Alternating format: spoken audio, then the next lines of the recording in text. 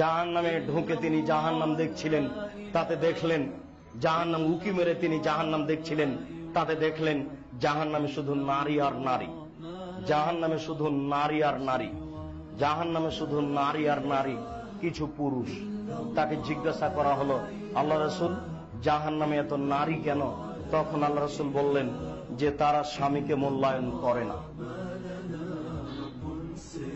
স্বামীকে মূল্যায়ন করে চলা উচিত। 1998 জন স্বামী আপনার স্ত্রীর কাছে জিম্মি, তাকে কিছু বলার সাহস পায় না। তার মানে প্রায় সবই কাপুরুষ, কাপুরুষ স্বামী। কাপুরুষ স্বামী না হলে, কাপুরুষ পিতা না হলে আপনার ছেলে মূর্তি পূজা করে কি করে, মূর্তিকে সম্মান করে কি করে? আপনার ছেলে রাস্তায় মূর্তিটা খাড়ো করায়নি, ওটা হিন্দু করেছে। ঠিক আপনার জীবনে আপনি কাপুরুষের সন্তান, কাপুরুষ। বলেন কি আপনি?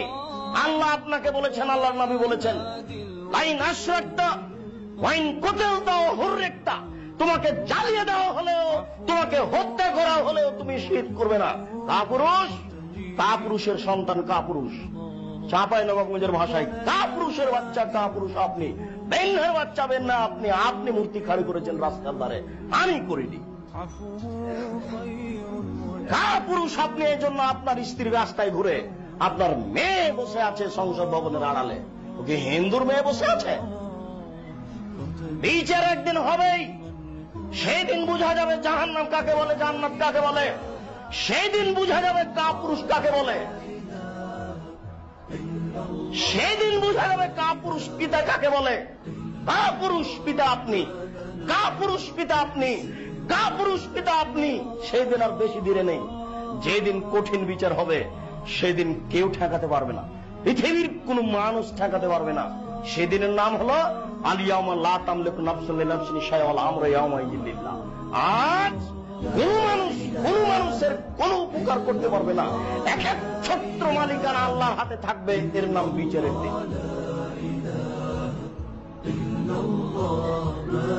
আজকে আপনি কত শিথিল তা বুঝতে পারছেন না, সেই দিন বুঝতে পারবেন আপনি কত শিথিল আপনার পরিবারের উপরে,